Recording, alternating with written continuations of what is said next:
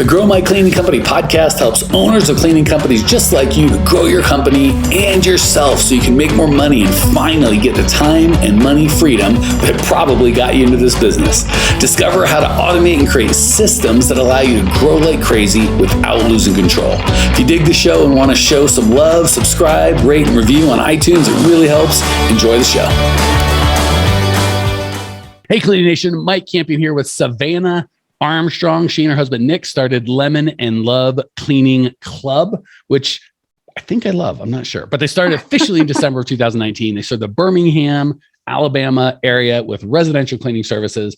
We are going to start with, there's so much. But first, what does officially started mean? I'm dying to hear your definition of that. Okay. Well, if officially means our license, that would be August 2020. But officially, as far as my mind was set that I was going to make it a business, it was December 2019. So we had just some family struggles, and I started cleaning. I've been cleaning since I was like 12, like knocking on neighbors' doors with a broom, trying to clean. Me and my sisters would do it. And so in December, I had gained a lot of clientele, and my husband was just like, why don't we just kind of push? And I was scared. And so we just pushed, and that's when it really took off, was December. And that's when I'll say we officially started. So I don't get a vote, but if I did, for all y'all out there, when someone gives you money to perform a service and you perform that service and you keep that money, or for a product, that's when your business started. So I'm going to say, I don't know how old you are, but we'll say 22. So this thing's been in business for 10 years. If you've been cleaning for money since you were 12, that is my 2 cents. Yeah. Oh, I'm 29, but oh, really? All right. Well, you had 4 kids. So I was like, but yeah, I never want to say 29. You're like, I'm 23. I started when I was 16. No, you're good. No, you're good. No. And by the way, I feel like I'm always safe with 22. With any woman of any age, if I go 22, rarely am I going to get because the 17-year-old is going to be like, oh, I'm glad I look old and sophisticated. Yeah. A 30-year-old's like, I'll take 22. I will. And before we started recording, Savannah shared she got 2 boys and 2 girls. So if any of you guys are like, well, I'm busy, you don't understand my life, blah, blah, blah. I don't know, 4 kids. And what are their ages? 8, 6, 5, and 3. So that is not like the easy, like 4 kids, like 27, 22, 23, and 19. That's a whole different kettle of fish that was Susanna's got to cook. And are you done? Will there be a 5th Armstrong? We're done. No, okay. We're done. We are done. We homeschool them, and we homeschool them while we were doing the business and everything. And so thankfully that was my husband a whole lot. And so, yeah, we're busy. So I love hate you, by the way. Anyone that has a business, homeschools their kids, has 4 kids, I'm like, you're doing the Lord's work. But I hate that because I have 1 kid and we can't even homeschool, choose not to, because it would be just, you're like my hero. So that's all I have to say. Thank you. All right. Holy crap. By the way, usually I'll ask the person, hey, what question do you have for me before we start? Just so I can make sure it's like kind of a good question for the air. And we have an answer. Does it make sense? Because I'm an idiot. I got so charmed by Savannah's accent, her story, and her hubby and her kids. Completely forgot. So we will find Savannah's question together. She wrote it on the shit. First time I've looked sheet. First time I've looked at it. Training employees to clean up to standard. Is that you probably filled out the sheet a couple of days ago? Is that still what you're looking for help on? That is, but also we are really interested in moving, opening up a second location down in Florida. And we're like, my husband, the go-getter, he's like, we're doing it. Let's do it. And so that's something else that I'm nervous about, but excited because I know we can do it. It's just going to be a lot of, new things. So we'll start with the first one. If we have time, we'll hit on the second one. How's that sound? That's perfect. All right. And by the way, for those of you that are on the podcast, not on the video, Savannah's got a full head of hair. Like I'm like a little short, high and tight. Girlfriend is like packing, and I can't go any further without noticing, like, what do they say? Like you're going to go bald based on your mom's like dad, or like if it's has anything to do with mom, your kids are good because girlfriend has got hair. Oh, yeah. My mom's hair is like huge. Yeah, she was by the way, in the 80s. She's got this. She's in the South. She's got her name Savannah. She's got the accent. I can just picture her husband walking around like, "Oh yeah, I'm married, literal Southern belle. Look at her. Her name's Savannah, for God's sake." So I think that I'm on way over the West Coast. We know that good stuff. So wow. There you go. Now everyone who's on the podcast and can't see the lovely Savannah is up to speed on. My hair. Yeah, the hair is a good start, and the 4 kids. That's impressive. And a husband that seems like a keeper. So you got the world. He's awesome. Tail, lady. Yeah. Okay. Awesome. So let's talk training employees to clean up to a standard. Certainly there's things like checklists and systems and processes and training and all that sort of stuff. And that is all fine. The problem is people putting like 90% of their focus there. And really that should be like 10 or 15% of the focus. So general things like we check in any system is a fine system. So if you're like, we have a checklist that generally makes sense, fine. We make sure that we teach people to have them check each other's work. So one person each team would check at least one other job every week. Could be more, but at least one. That's fine. You could do more, you could do less, you could check them yourself. So whatever system you have is a fine system. So literally make one up, write it down and call that your system, at least your crappy version 1.0 of a system. And then you can modify it as you go. So I don't want to spend a lot of time on systems because really any system is going to be fine.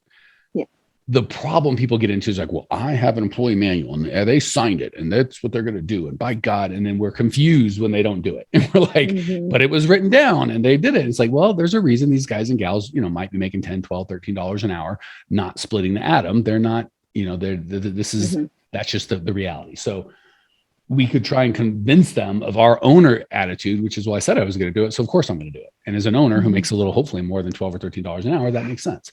As an employee, that may or may not. So systems and processes are fine, but if you have the wrong person, I just took my 5-year-old to school and I promise you I could make a checklist. I could have him sign something. I could bribe him with cookies. At the end of the day, his room's not going to be cleaned all that great. That's just the way it's going to go. Right. So I could get frustrated with him and let him get frustrated with me till the end of time, assuming he stayed 5, God forbid, for the rest of his life. And we wouldn't have any work, or I could get the right person for the right job. Right. Which is at this point, my wife and I, when he's 10, that's going to be a different kettle of fish, but at 5, he's just not the right person for the job. So what that looks like is core values. Most of us hire people based on our perception of their ability to clean. Oh, they've got a lot of experience. They're good. So that'll be good. Or they don't have any experience. So that's bad. I'm going to have to train them. The reality is this ain't splitting the atom. This ain't brain surgery. If it's my brain surgeon, I'm very interested in how many surgeries he's done and what his quality of work is. And I don't want him like practicing on my brain. If it's my house and the guy or gal's not a felon and they're not like packing heat, and they're not like high, I'm okay with them practice. It's fine. They'll sort it out. Right. So we got to move our shift from how good of a cleaner are you to how much of a core values fit are you? So I always use myself as an example. I would be a terrible cleaner, but if you hired me and I agreed to do it for you in the time that I cleaned, I'd be really good because my core values are have fun, make money, be real, and help out. So I'd be fun, right? In sports, they call it, oh, he's good in the locker room. He's good in the locker room. Like the team is better because he's around. That would be me. I'd be like, come on, guys, we got this. It's fun. Everyone would want to be on my team. That's a good thing, even though I suck at cleaning. Be real. I tell the truth to the best of my ability. So I would tell you, I don't have a lot of experience, but Savannah, if you know how to clean, you teach me how to clean, I'll do exactly like you tell me. And because I'm real and that's a core value of mine, I would do that. I would also get sick of cleaning after about 2 weeks and go, girlfriend, I got to get my 2 weeks and I'll do a good job, but this isn't for me. Actually, I wouldn't even take the job, but so I would be real. Have fun, be real, help out. So I'm always going to be like, hey man, it's not right for you to be working harder and me to be slacking. Like I'm going to do my job. And if I see you're falling behind, I'm going to help out. Right. I want to help out the company. I want to help myself out. I want to help out my partner who I'm cleaning with. And then certainly make money. I kind of get the idea. You pay me to clean. And if I do a crappy job cleaning, I probably won't make any money. If I do a good job cleaning, I'll probably make more money. So because I'm a core values fit, even though I'm the worst cleaner in the world, believe it or not, you could hire me and I do fantastic. So if you look for people based on the standards of your core values and making sure they're a match, you can train anyone to clean. But if you don't think work's supposed to be fun, you're like, we come, we do a job and that's it. And I'm not saying that's you, of course, but yeah, no, I understand. We're never going to get along ever. No matter how good a cleaner, you're going to hate me, not hate me, but we just ain't going to get along. I'm not going to be a good team. So if you find someone that's got the right beliefs, you can teach anyone to clean.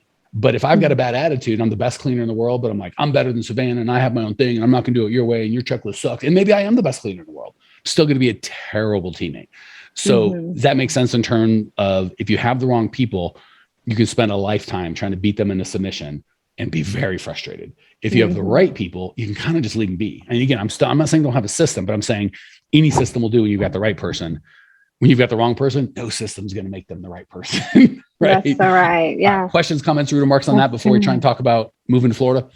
Oh, no, that's perfect. Yeah. And we kind of learned that the hard way. When I got started, I hired close friends, something I didn't want to do, but I just did it so we could go to the beach and still have our houses be cleaned. Hired. And then I learned from experience that I had to come up when I hired them, they had to see our handbook and understand who we were and what we wanted and to stick with our, what's the word? I can't think, our policies and stuff. And so we definitely learned the hard way, but right now we have an awesome group of ladies helping us. So let me give one quick feedback on that, because we get that a lot about hiring friends, and then we'll talk about systematizing for moving. So people ask me, do you hire friends or whatever? How do you feel? And again, I go right back to the core values. So I don't typically hire friends, but I would. That's not true. We had an enrollment coach as a friend of mine. So two things. One, most of the time we're hiring friends because we don't have a good hiring funnel. So the right answer is always have a hiring funnel that gives you enough strangers, so to speak, coming in that you can fully staff. That way, if you do want to hire a friend, it's not out of need. Like, just like you said, I wanted to not clean to go to the beach, so I'll hire anyone to let me go to the beach. Not a good deal. But if you're like, I have lots of people in my funnel coming in that are qualified, and I have a friend that's coming in, but I have more people with or without him or her, that's easier to kind of look at them in a more kind of sober judge, like I get for sure. Second thing is people are like, oh, what about friends? Or can you be, I love my people. Like, Tracy, one of our mindset coaches, when we do events, she'll stay at my place, me and my wife, separate rooms. She'll stay, we all of our people, we the Suns went to the finals this year. I live in Arizona, I live in Phoenix sometimes. And, one of our clients and one of Jackson, or one of our traffic coaches, came and they stayed with me, and we went to the sun. So absolutely, I'm friends with the people I do. And people are like, well, how do you do that? They'll take advantage, or I tried that and it didn't work. Again, they have to understand clients, customers, or clients, employees, vendors, family, the core values go first. So if I'm super friendly with one of the team members and they start violating core values, they know I'll fire them, just like same with a friend. Right. But the cool thing is we share core values. So it's not like they have a different set of core values. Like, what the heck, man, that doesn't make any sense.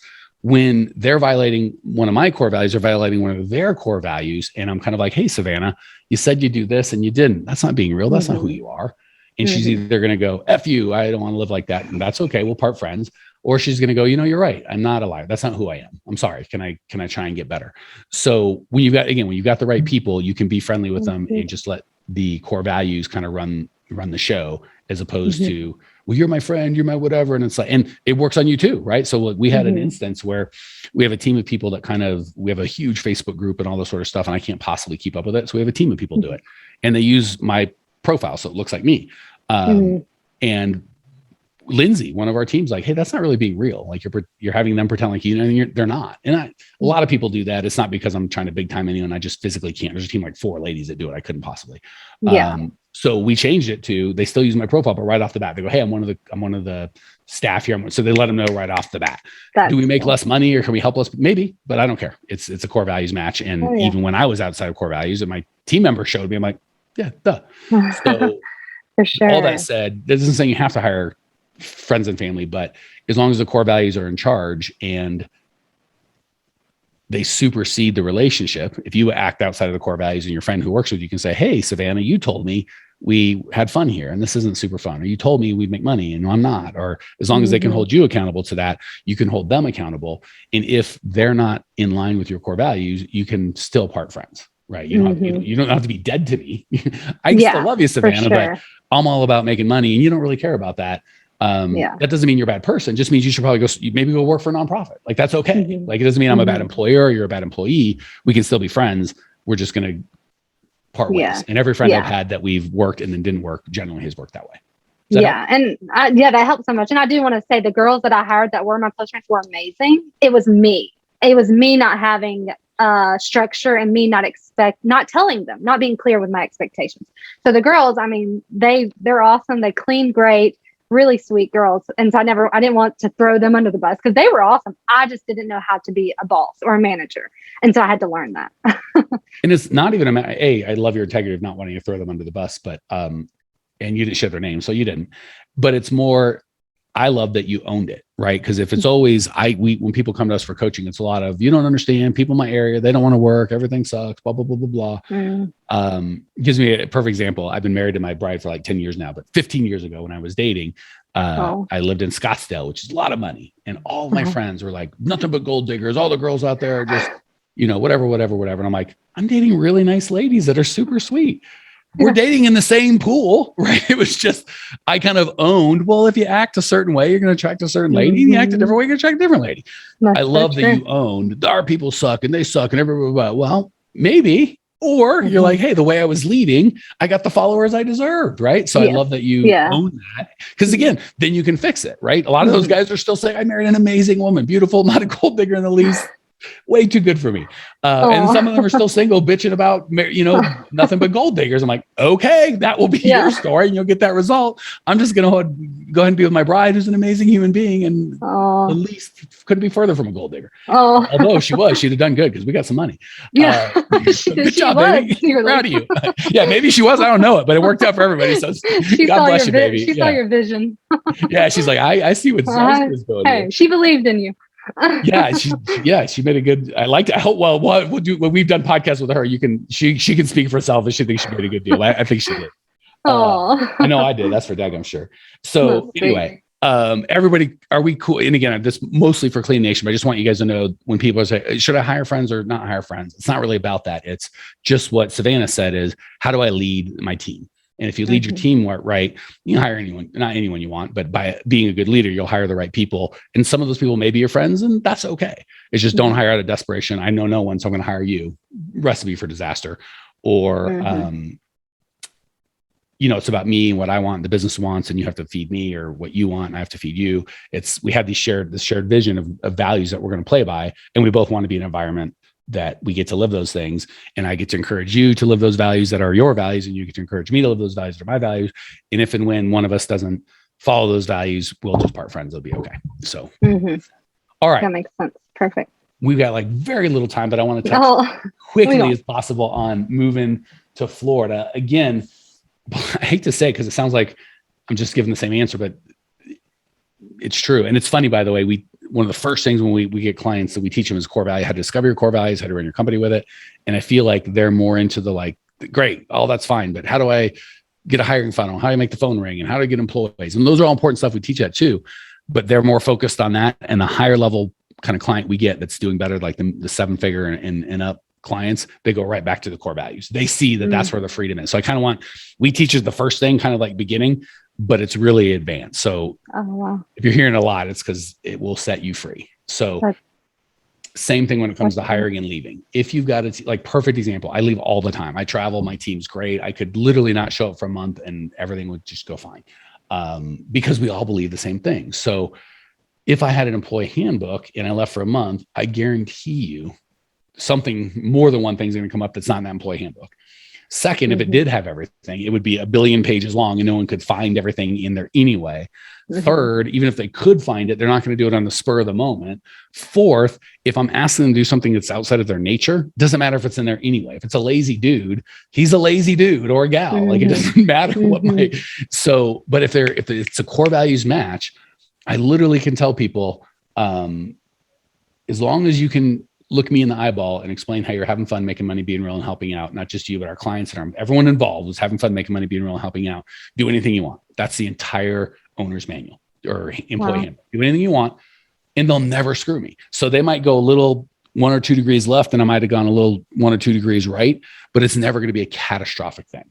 Because if they can't lie, cheat, or steal if they're being real. If everyone's having fun, everyone's making money and we're all helping each other out, it's impossible. If you follow those same rules, those are it. Just like God kind of started with the 10 commandments or, and there's like, just love God, love people. That's it. If you just do that, well, what about adultery? Well, if you love your husband and you're whoever's whatever, you probably won't be sleeping with people you're not married to, right? Or murder. Makes sense. Yeah. If you love God, love people, it's all summed up. So those are God's core values. If you run your company with your core values and you only attract people that are going to have that, you can literally, and again, you have to have a basic set of systems. But when you've got like Lindsay, I love her to death. She creates a lot of systems. She just comes in and goes, this is a little chaotic. How can I make everyone involved with this piece of our business, have fun, make money, be real, and help out? And she'll write up a system and it'll be great because we share core values. So if you don't have the right core values, you have all the systems you want. I shouldn't say, if you don't have people that share your core values, you know, all the systems you want, you ain't going nowhere. If you've got a good team that shares your core values and a system to replenish that team when somebody leaves, you're good to go. So That's awesome. obviously there's a little more to it about how do you do all that stuff. But we can't cover it in 20 minutes. Questions, comments, or rude remarks before we call it a day? I don't think so. I think that's so helpful. All right, beautiful.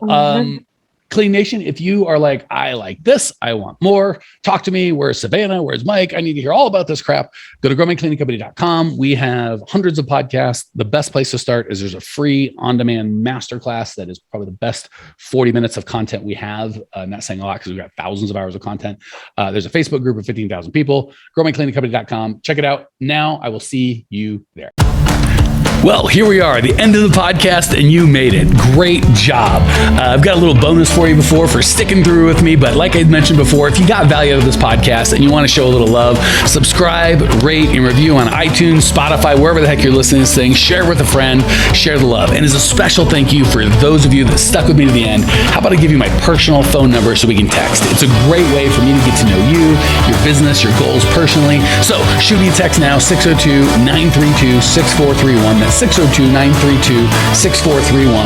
I am the only one who responds to these texts, and I will personally respond to everyone I possibly can as long as this number is manned.